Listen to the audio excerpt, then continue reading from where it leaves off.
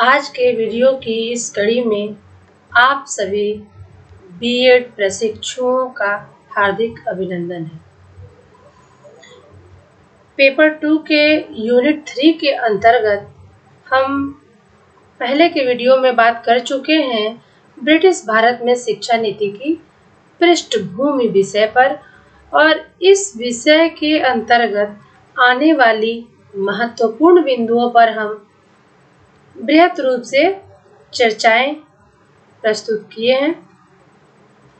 और इसी कड़ी में आज का जो हमारा मुख्य बिंदु है ब्रिटिश भारत में शिक्षा नीति की पृष्ठभूमि के अंतर्गत, वह है कि 1835 से 1853 तक ब्रिटिश भारत में शिक्षा की प्रगति कैसी रही। यानी शिक्षा की प्रगति 1835 से 1853 तक, यानी इन 20 वर्षों में शिक्षा की क्या स्थिति रही, इस पर हम बृहत रूप से चर्चा प्रस्तुत करेंगे। इससे पहले हम भारत में शैक्षिक स्थितियों पर नजर डालेंगे तो सबसे पहले देखते हैं कि भारत में विदेशियों का आगमन होता है। विदेशियों का आगमन व्यापार के लिए होता है, और ये जो विदेशी थे व्यापार करते करते साम्राज्यवादी इच्छाएं भी रखने लगे और साम्राज्य स्थापित करने की होड़ लग गई इनमें, और अंततोगत्वा अंग्रेजों को विजय मिला। इस प्रकार भारत में ईस्ट इंडिया कंपनी की स्थापना होती है। ईस्ट इंडिया कंपनी के पूर्व इन विदेशियों के साथ ईसाई मिशनरियां भी भारत आईं और शिक्षा के क्षेत्र में महत्वपूर्ण कार्य किए। कई स्कूल कॉलेजों की स्थापना की गई। और रही बात आज्ञा पत्र का, सर्वप्रथम उल्लेख हम लोग 1698 में कंपनी के माध्यम से सुनते हैं। तो ये 1698 का जो आज्ञा पत्र था वह भारतीय शिक्षा में महत्वपूर्ण भूमिका नहीं निभा सका है, इसलिए इसको हम थोड़ा धूमिल निगाहों से ही देखते हैं। और 1813 में जो ब्रिटिश संसद ने आज्ञा पत्र जारी की कंपनी के लिए, उसमें उसने कहा कि हर प्रांत अपने खर्चे से 1 लाख रुपया निकालकर शिक्षा के मद पर खर्च करे और भारतीयों के शिक्षा में प्रगति एवं सुधार लाए। परंतु 1813 का जो आज्ञा पत्र था वह शिक्षा के संबंध में बहुत कुछ निश्चितता तो नहीं प्रदान किया, उल्टे प्राच्य एवं पश्चात विवाद जैसे समस्याएं सामने आ गईं। प्राच्यवादी प्राच्य शिक्षा का समर्थन करते थे और पाश्चात्यवादी पाश्चात्य शिक्षा का समर्थन करते थे। तो 1813 के आज्ञा पत्र ब्रिटिश संसद द्वारा जारी करने के बाद भी भारत में शिक्षा का कोई अस्थायी स्वरूप निर्धारित नहीं हुआ, जिससे क्षुब्ध होकर कंपनी को 20 साल के बाद यानी 1833 में पुनः आज्ञा पत्र जारी किया गया। और इस आज्ञा पत्र में कई महत्वपूर्ण बातें कही गई, जिसमें पहला था कि मिशनरियों को भरपूर सुविधा दी जाए, और वो यह था कि मिशनरियों को भारत आने जाने में कोई रोक टोक न किया जाए। दूसरा था कि 1813 के आज्ञा पत्र में जो शिक्षा के लिए अनुदान 1 लाख रुपए घोषित की गई थी उसको बढ़ाकर 10 लाख कर दिया गया, और शिक्षा से संबंधित सारे अधिकार गवर्नर जनरल को दे दिए गए। और सबसे महत्वपूर्ण बात जो थी वह यह थी कि कंपनी के काउंसिल में ब्रिटिश कानून सदस्य का पद सृजित किया गया, यानी विधि सदस्य का पद सृजित किया गया। और इसी विधि सदस्य के रूप में भारत में मैकाले का पदार्पण होता है और वे भारतीय शिक्षा को अस्थायी स्वरूप प्रदान करते हैं और भारत में पाश्चात्य साहित्य जगत का प्रचार प्रसार अत्यंत शीघ्र एवं बेहतर ढंग से हो, इसके लिए मैकाले महोदय ने छनाई सिद्धांत का प्रतिपादन किया और उनके इस सारे विवरण पत्र का सिद्धांत का तत्कालीन governor general Lord William Bentinck ने शिक्षा नीति के रूप में घोषित की। और ये जो काल रहा 1833, तो घोषित होते होते 35 हो ही गया था। अब 1835 से 53 तक लॉर्ड मैकाले की सारी बातों का अक्षरशः अनुसरण किया गया, या यूं हम कह सकते हैं कि मैकाले मिनट का अक्षरशः अनुसरण किया गया, भारत में शिक्षा नीति के रूप में घोषित कर दी गई। तो इस प्रकार हम कह सकते हैं कि भारत में लॉर्ड विलियम बेंटिक के बाद लॉर्ड ऑकलैंड भारत के गवर्नर जनरल बनते हैं। उस समय भारत के जो प्राच्यवादी समर्थक थे वे मैकाले के विवरण पत्र तथा बेंटिक की घोषणा पत्र से खुश नहीं थे, वे असंतुष्ट थे। इस असंतोष को ध्यान में रखते हुए 24 नवंबर 1839 को ऑकलैंड ने अपना विवरण पत्र जारी किया, जिसके द्वारा संस्कृत और अरबी की शिक्षा संस्थाओं को दी जाने वाली आर्थिक सहायता को उतना ही कर दिया गया जितनी बेंटिक के आज्ञा पत्र से पूर्व दी जाती थी, यानी 1 लाख। बेंटिक का आज्ञा पत्र 35 में जारी होता है, 33 में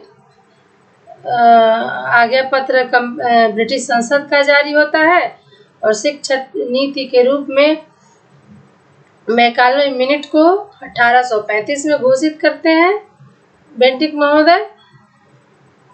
तो 1 लाख रुपया जो था वो दे दिया गया प्राच्यवादियों के लिए, यानी संस्कृत और अरबी शिक्षा संस्थाओं के लिए। प्राच्य विद्यालयों में पढ़ने वाले विद्यार्थियों में से 1/4 को छात्रवृत्तियां देने के लिए कहा गया और आवश्यक प्राच्य पुस्तकों के मुद्रण की आज्ञा प्रदान की गई, जो कि मैकाले महोदय ने यह सख्त आदेश दी थी कि प्राच्य पुस्तकों के मुद्रण की कोई आवश्यकता नहीं है, यह प्रतिबंधित रहेगा। लेकिन ऑकलैंड अंग्रेजी शिक्षा और छनाई सिद्धांत का समर्थक था, अतः उसने अपने विवरण पत्र में अंग्रेजी शिक्षा के समर्थकों की मांगों को भी पूरा किया। उसने कहा कि सरकार के प्रयत्न केवल उच्च वर्ग के लोगों की शिक्षा के लिए ही होने चाहिए तथा अंग्रेजी शिक्षा के लिए 1 लाख से भी अधिक रुपया स्वीकृत किया गया। देखिए, हम ऐसे कह सकते हैं कि मैकाले और ऑकलैंड या फिर विलियम बेंटिक तीनों ही ब्रिटिश सरकार के आदमी रहे, परंतु मैकाले दम्भी था, अहंकारी था, वह बायस्ड था, ये भी कह सकते हैं। लेकिन उसके कंपैरिजन में ऑकलैंड थोड़े लिबरल थे। उन्होंने दोनों को मिला जुलाकर चलाने का प्रयास किया। प्राच्य शिक्षा को भी उपेक्षित करने की बात उन्होंने नहीं सोची और प्राच्य शिक्षा के साथ साथ पाश्चात्य शिक्षा देने के संबंध में उन्होंने अपना विवरण पत्र जारी किया। 1844 में भारत के गवर्नर जनरल लॉर्ड हार्डिंग ने घोषणा की, अब से सरकारी नौकरियों में उन लोगों को प्राथमिकता दी जाएगी जिन्होंने अंग्रेजी शिक्षा संस्थाओं में शिक्षा प्राप्त की हो। इस घोषणा के परिणाम स्वरूप अंग्रेजी शिक्षा की मांग में आश्चर्यजनक वृद्धि हुई और सरकार का संरक्षण प्राप्त होने के कारण शिक्षा प्रसार में तीव्र गति से वृद्धि हुई। इस प्रकार 1835 से 1854 तक के काल में भारतीय शिक्षा जो थी पूर्णतः अंग्रेजी रंग में रंग गई। देखिए, अंग्रेजों की जो यह नीति थी कि जो अंग्रेजी शिक्षा संस्थानों से शिक्षा प्राप्त किए हैं उन्हीं व्यक्ति को सरकारी नौकरियों में प्राथमिकता दी जाएगी, यह राजनीति थी। आप स्वयं को रखकर सोच सकते हैं कि अगर टीचर बनने के लिए बीएड डिग्री की बाध्यता न होती तो क्या कोई यह बीएड करता? नहीं करता।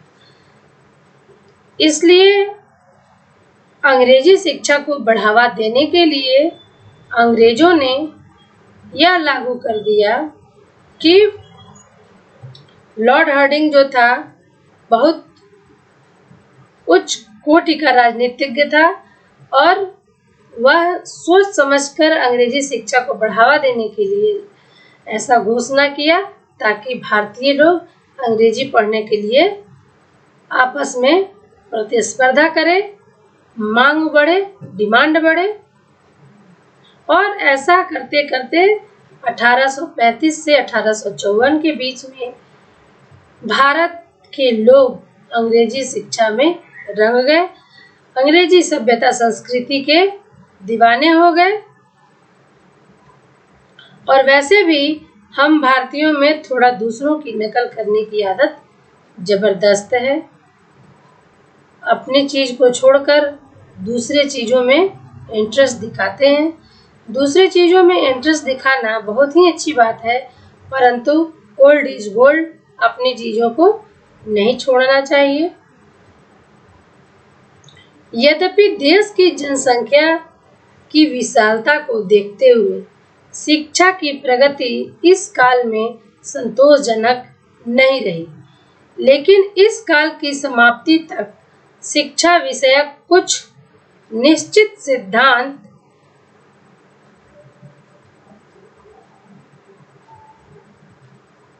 अवश्य स्थिर हो चुके थे।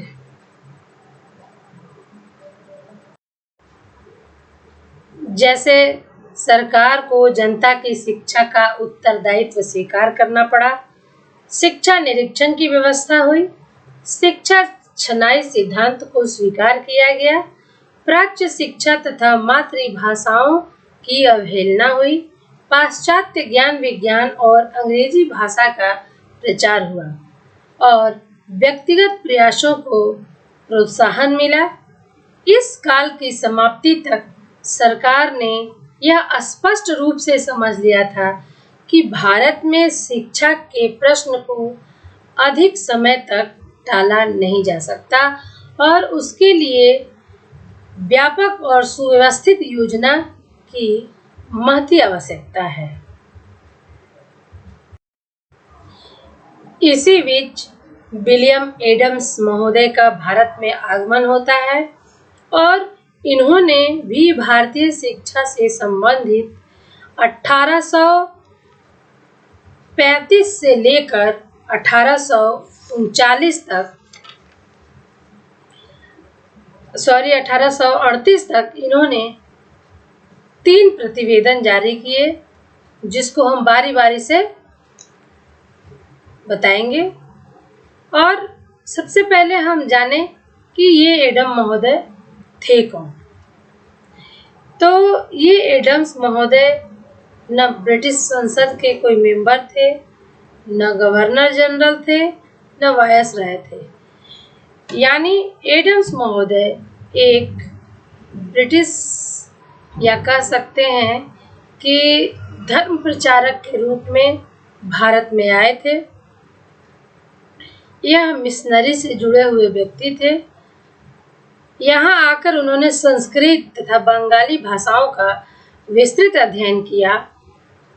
वे उस समय के प्रसिद्ध समाज सुधारक राजा राम मोहन राय के संपर्क में आए और उनसे अत्यधिक प्रभावित हुए।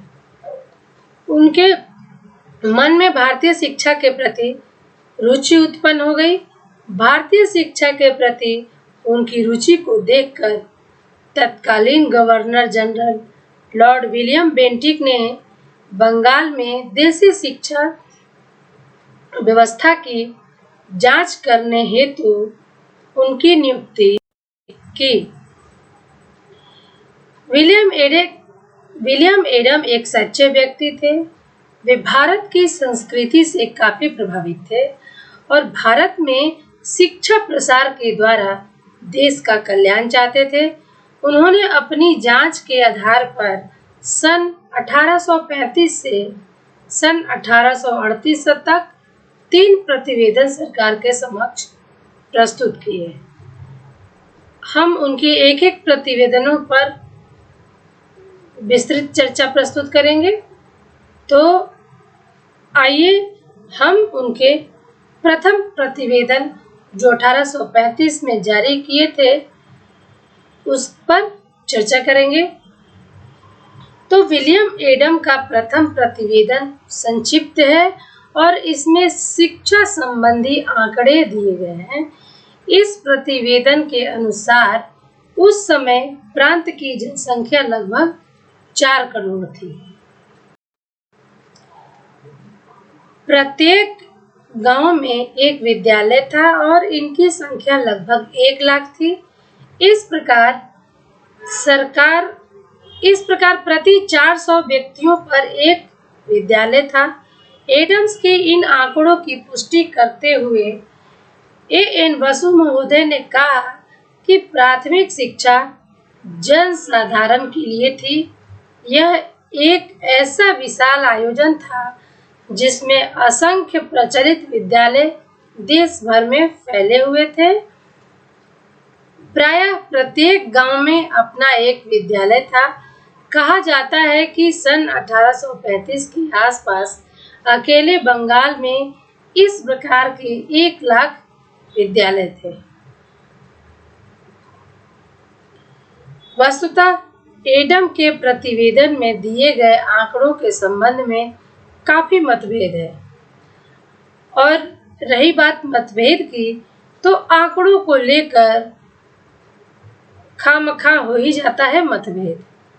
लेकिन सबसे पहले हम इस बात को ध्यान में रखेंगे कि एडम्स महोदय की नियुक्ति देसी शिक्षा व्यवस्था को देखने के लिए की गई थी और जब एडम्स महोदय देसी शिक्षा व्यवस्था के लिए स्कूल, स्टूडेंट्स, टीचर्स आदि का जब आंकड़ा प्रस्तुत करेंगे तो थोड़ा बहुत इधर-उधर हो सकता है।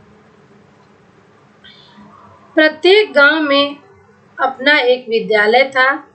कहा जाता है कि सन 1835 के आसपास अकेले बंगाल में इस प्रकार के 1 लाख विद्यालय थे। वस्तुतः एडम के प्रतिवेदन में दिए गए आंकड़ों के संबंध में काफी मतभेद हुआ।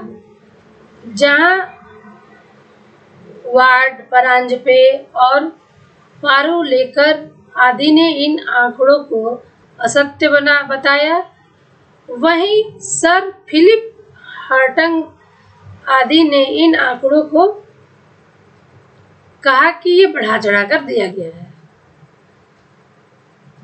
ये तो रहा एडम्स महोदय का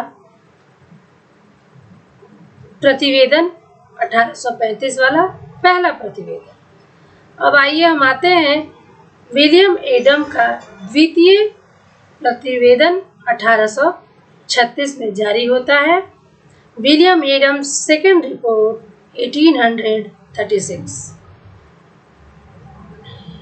विलियम एडम्स का द्वितीय प्रतिवेदन अधिक विस्तृत है। इसमें राजशाही जिले के थाना की शिक्षा संबंधी स्थिति का वर्णन किया गया है। नत्तौर की कुल जनसंख्या 1,95,000 के आसपास थी और इसके अंतर्गत आने वाले गांवों की संख्या 458 थे। इतनी बड़ी जनसंख्या के लिए केवल 27 प्राथमिक विद्यालय थे, जिनमें 10 बांग्ला के, 4 फारसी के, 11 अरबी के और 2 बांग्ला व फारसी के थे। इन विद्यालयों में 262 अध्यापक कार्य करते थे। वहां पर विद्यालयों में शिक्षा देने की अपेक्षा व्यक्तिगत रूप से घरों में शिक्षा देने की प्रथा अधिक थी। यह तथ्य इस बात से स्पष्ट होता है कि वहां के 238 गांवों में 1588 परिवार ऐसे थे जहां 2283 बालकों को घर पर ही शिक्षा प्रदान करते थे। अध्यापकों का औसत मासिक वेतन 508 आने था। इस क्षेत्र में सभी प्रकार की शिक्षा का पूर्ण अभाव था, क्योंकि वहां पर स्त्रियों को शिक्षा देना अशुभ माना जाता था। कतिपय धनी और समर्थ व्यक्ति ही छिपाकर अपनी लड़कियों को थोड़ा बहुत ज्ञान दिलवा देते थे। एडम्स महोदय का द्वितीय प्रतिवेदन भी लगभग आंकड़ात्मक ही था। आइए अब हम बात करते हैं विलियम एडम का तृतीय प्रतिवेदन, जो कि 1838 में जारी हुआ था। William Adams third report 1838। William Adam का तृतीय प्रतिवेदन प्रथम और द्वितीय प्रतिवेदनों से कहीं अधिक विस्तृत और महत्वपूर्ण है।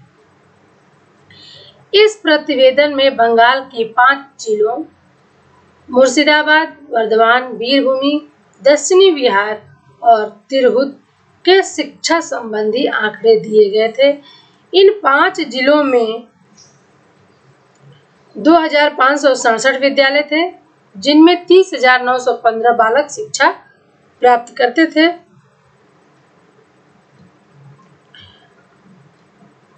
इन विद्यालयों में 6 बालिकाओं के विद्यालय थे, जिनमें 214 बालिकाएं शिक्षा प्राप्त करती थीं। 8 विद्यालयों में अंग्रेजी की शिक्षा दी जाती थी, जिनमें 242 विद्यार्थी शिक्षा प्राप्त करते थे। बालिकाओं की शिक्षा की व्यवस्था परिवार में ही कुछ उदार एवं धनी लोगों के द्वारा कर दी जाती थी। इन जिलों में शिक्षा का प्रतिशत मात्र 4.4 था।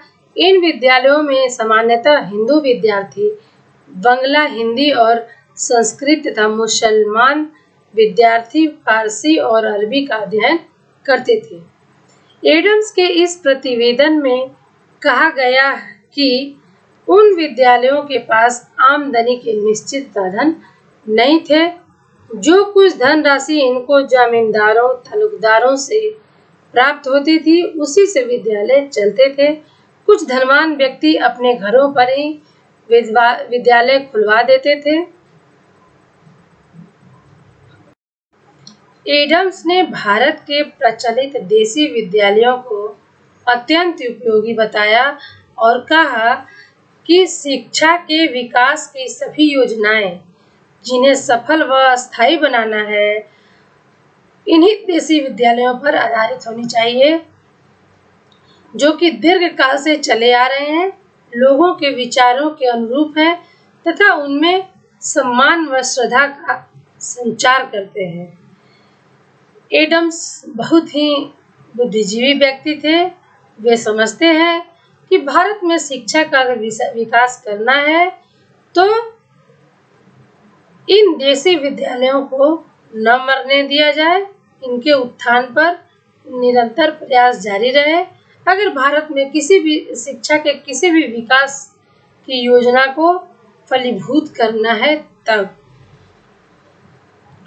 इसके लिए एडम्स ने सुझाव दिया है कि प्रचलित देसी विद्यालय नीचे से लेकर ऊपर तक हर प्रकार की शिक्षा के एकमात्र साधन है, जिनके पास जनता का चरित्र ऊंचा उठाया जा सकता है। यदि इन विद्यालयों को इस उद्देश्य की पूर्ति के लिए काम में लाया जाएगा तो यह सबसे सरल, सुरक्षित, सर्वप्रिय, मितव्ययी एवं सबसे अधिक प्रभावशाली योजना होगी, जिसके द्वारा शिक्षा के विषय में भारतीयों के मस्तिष्क को जागृत किया जा सकता है, जिसकी कि उन्हें आवश्यकता है। ये एडम्स महोदय ने कहा। वे भारतीय शिक्षा की भूमिका में देसी विद्यालयों की महत्ता को बखूबी समझते थे, इसीलिए उन्होंने तमाम बातें देसी शिक्षा के समर्थन में कही। यदि इन विद्यालयों को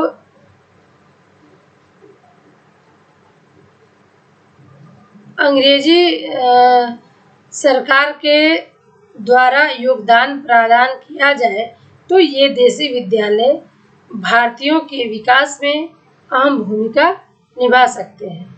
एडम अपने अंतःकरण से शिक्षा के प्रसार के द्वारा भारतवासियों का मानसिक और चारित्रिक विकास करना चाहते थे। अतः उन्होंने देश की शिक्षा के संदर्भ में कई सुझाव दिए, जिसका हम बारी बारी से चर्चा करेंगे। देखिए, मैकाले मिनट जारी होता है तो मैकाले अंग्रेजी शिक्षा संस्कृति को भारतीयों पर थोपता है, परंतु एडम्स भारतीय सभ्यता संस्कृति के महत्व को, उसकी वास्तविकता को भली भांति समझते हैं और वह जानते हैं कि किसी भी व्यक्ति का विकास उसकी अपनी भाषा में ही होगी, और इस हेतु उन्होंने देसी शिक्षा के संदर्भ में अनेक सुझाव प्रस्तुत किए।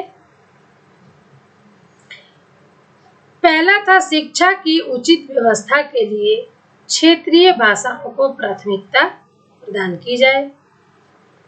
इस कार्य हेतु भारतीय एवं पाश्चात्य विद्वानों के सहयोग से पाठ्य पुस्तकों की ग्रेडिंग, प्रकाशन, मुद्रण एवं वितरण का कार्य संपन्न किया जाए। यानी क्षेत्रीय भाषाओं में पाठ्य पुस्तकों का प्रिंटिंग भी होना चाहिए, उनका प्रकाशन एवं मुद्रण होना चाहिए, वितरण होना चाहिए, ताकि देसी शिक्षा का विकास संभव हो सके। विद्यालयों के अध्यापकों के कार्य के निरीक्षण एवं निर्देशन के लिए प्रत्येक जिले में निरीक्षक नियुक्त किए जाएं, ताकि उसको देखा जाए कि शिक्षक विद्यालयों में आकर पढ़ा रहे हैं या फिर गप्पे मार रहे हैं। तो इसलिए निरीक्षण अति महत्वपूर्ण बात है, निरीक्षण होना चाहिए। अध्यापकों के प्रशिक्षण के लिए नॉर्मल स्कूलों की स्थापना की जाए, यानी उस समय से ही अध्यापकों का प्रशिक्षण जो था अति महत्वपूर्ण था। परीक्षाएं नियमित रूप से निर्धारित समय के अंदर संपन्न कराई जाए। कृषि शिक्षा के लिए इन विद्यालयों में कृषि फॉर्म स्थापित किया जाए। यानी ऐसा नहीं था एडम्स महोदय के मन मस्तिष्क में कि यहाँ के बच्चों को सिर्फ किताबी ज्ञान दी जाए, उनकी लोक संस्कृति, कलाएं इत्यादि को धूमिल कर दिया जाए, उनकी कतई इच्छा नहीं थी। गांवों के विद्यालयों को अपना व्यय चलाने के लिए भूमि को दान में दिया जाए। यानी गांव में जो विद्यालय थे उनका रहमो करम दान की भूमि पर ही आश्रित हो। इस योजना के कार्य के रूप में परिणित करने के लिए प्रारंभ में कुछ जिलों को चुन लिया जाए। स्वाभाविक सी बात है कि भारतीय शिक्षा और सभ्यता के तारीफ में जो व्यक्ति आए और अपना कार्य प्रस्तुत करे, अपना विवरण प्रस्तुत करे, उसकी योजना को अस्वीकृत हो जाना निश्चित था और यही हुआ। एडम्स महोदय की योजना को अस्वीकृत कर दिया गया। रिजेक्टेशन ऑफ एडम्स प्लान। आइए हम देखते हैं कि देसी शिक्षा के विकास के लिए एडम की यह योजना बहुत महत्वपूर्ण और उपयोगी थी। एडम्स को यह विश्वास था कि इस योजना को राष्ट्रीय व्यवस्था की आधारभूत योजना बनाया जा सकता है। इसलिए उसकी इच्छा थी कि सरकार इस योजना को क्रियान्वित करे, लेकिन लॉर्ड मैकाले ने इस योजना का घोर विरोध किया और इस योजना के विरुद्ध अपनी रिपोर्ट प्रेषित की। जब मैकाले की यह रिपोर्ट लॉर्ड ऑकलैंड के समक्ष प्रस्तुत की गई तो उसने एडम्स योजना को रद्द कर दिया। इस प्रकार एडम की योजना ऐतिहासिक दस्तावेज बनकर रह गई और जन शिक्षा के विकास का जो एक अवसर देश को मिला वह जाता रहा।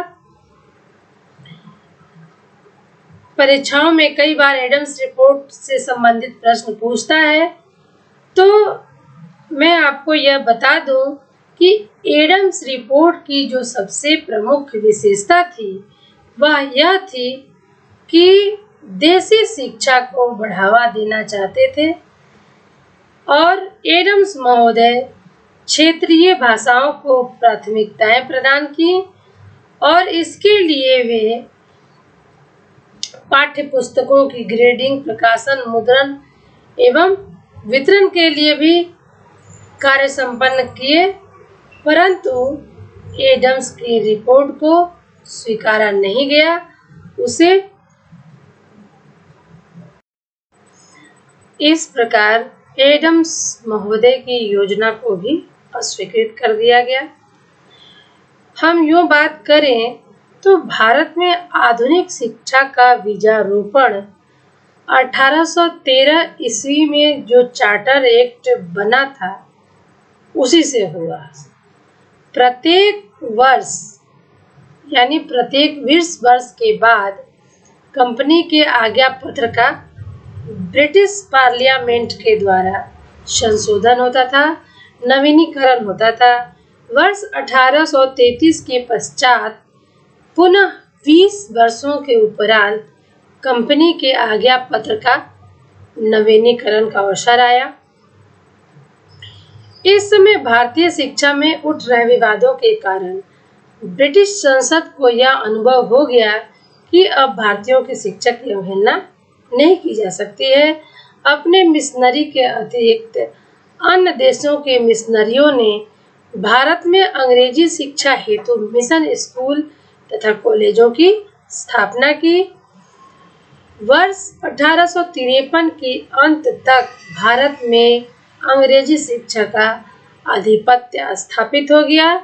श्रीधर मुखोपाध्याय ने शिक्षा के छनाई सिद्धांत के संबंध में जो बात कही वो सुनिए। उनके शब्दों में, शिक्षा छनाई सिद्धांत का बोलबाला रहा। जन शिक्षा असंभव गिनी गई एवं देसी शिक्षा कुचल दी गई। पाश्चात्य शिक्षा का आदर बढ़ा। प्राच्य विद्या निरर्थक मानी गई। शिक्षा का माध्यम अंग्रेजी हुआ। सांस्कृतिक लोक भाषाएं निकम्मी ठहराई गईं। भारतीय शिक्षा इस प्रकार पूर्णतः अंग्रेजों के हाथों में चली गई और इसी क्रम में इसके आगे हम पढ़ेंगे कि 1854 में वुड महोदय का घोषणा पत्र आया और वुड महोदय का घोषणा पत्र भारतीय शिक्षा इतिहास के लिए मैग्ना कार्टा कहा जाता है। तो वर्तमान चर्चाओं से यह स्पष्ट होता है कि भारत में यूरोपीय जातियां 15वीं शताब्दी से ही आने लगी थी और इनमें सबसे पहले पुर्तगाली आए और लगभग 100 वर्ष तक इस देश से व्यापारिक लाभ उठाते रहे। पुर्तगालियों के बाद डच, फ्रांसीसी और अंग्रेजों ने भारत में प्रवेश किया और इस प्रकार 17वीं शताब्दी के अंत तक पुर्तगाली, फ्रांसीसी, डच, डेन तथा अंग्रेजों ने अपनी अपनी व्यापारिक कंपनियों की स्थापना करके भारत में व्यापार करना प्रारंभ कर दिया।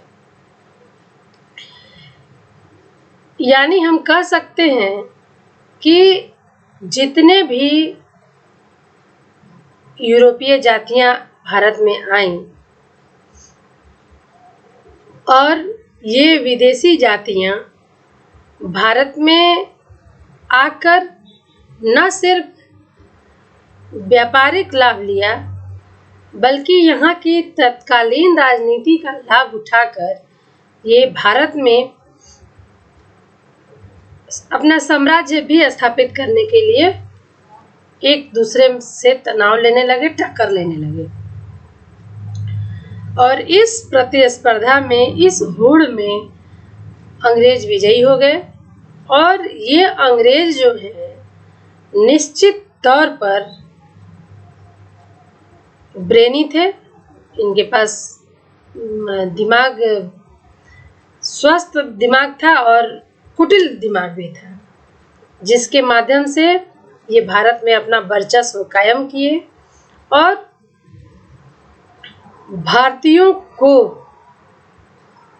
कह सकते हैं कि भारतीयों को लूटा खसोटा, उनका शोषण किया और उनके दिलो दिमाग को भी अपने सभ्यता और संस्कृति में रंग लिया। इनके पास किस तरह का मस्तिष्क था, उसके लिए एक सटीक शब्द बनाना काफी मुश्किल काम है।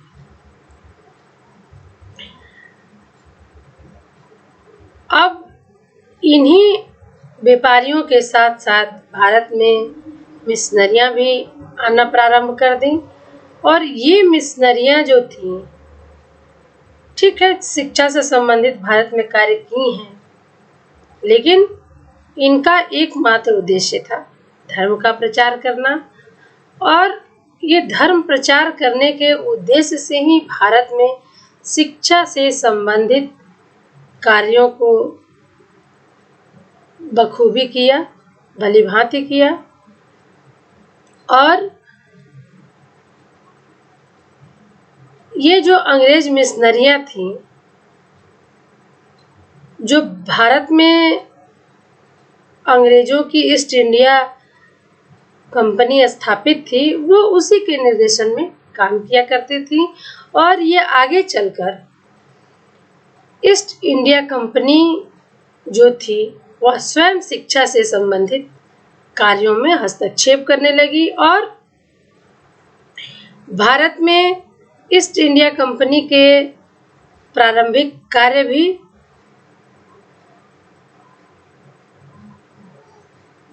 अंशतः संतोषजनक ही रहे, क्योंकि शिक्षा से संबंधित वह कई स्कूल, दान आश्रित स्कूल इत्यादि खोलने लगे, जिससे जिन विद्यालयों में भारतीय पढ़कर अपना विकास करते थे उसमें भी तरह तरह के प्रलोभन थे, क्योंकि जो व्यक्ति कंपनी में कार्य करते थे, जो व्यक्ति स्वयं ईसाई थे, उनके बच्चों की शिक्षा मुफ्त में दी जाती थी। जो बच्चे यूरोपीय जातीय के थे उनके बच्चों की शिक्षा मुफ्त जाती थी। यानी ये सब भी शर्तें वहाँ लागू थी। इस प्रकार हम देखते हैं कि भारत में शिक्षा के माध्यम से अंग्रेजों ने फूट डालो और शासन करो नीति का कैसा बीज बोया। उन्होंने धर्म आधारित शिक्षा, जाति आधारित शिक्षा को बढ़ावा दिया। इस प्रकार 1835 से 1853 तक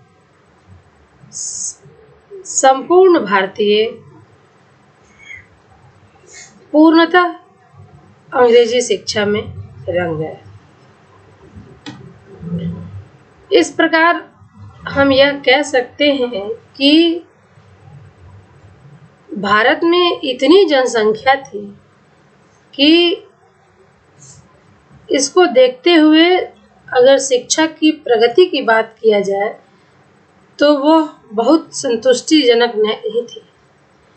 लेकिन इस समय का, ये 20 वर्ष के समय के समापन तक लगभग शिक्षा से संबंधित कुछ बातें, कुछ नियम, कुछ सिद्धांत अवश्य स्थिर हो गए। जैसे जनता की शिक्षा का सारा उत्तरदायित्व सरकार को स्वीकार करना पड़ा। शिक्षा निरीक्षण की सर्वप्रथम व्यवस्था की गई। निस्यंदन सिद्धांत को एक्सेप्ट किया गया। प्राच्य शिक्षा तथा मातृभाषाओं की अवहेलना हुई, यानी इन माध्यमों से शिक्षा प्राप्त करना भारतीयों को मूर्ख बनाना है। भारत में पाश्चात्य ज्ञान विज्ञान का प्रसार हुआ, अंग्रेजी भाषा का प्रचार हुआ। यद्यपि भारत में अंग्रेजों ने अपनी स्वार्थ सिद्धि के लिए शिक्षा क्या अन्य क्षेत्रों में भी कार्य किए, परंतु अंग्रेजों की स्वार्थ सिद्धि में भी भारतीयों के कई महत्वपूर्ण हित निहित थे।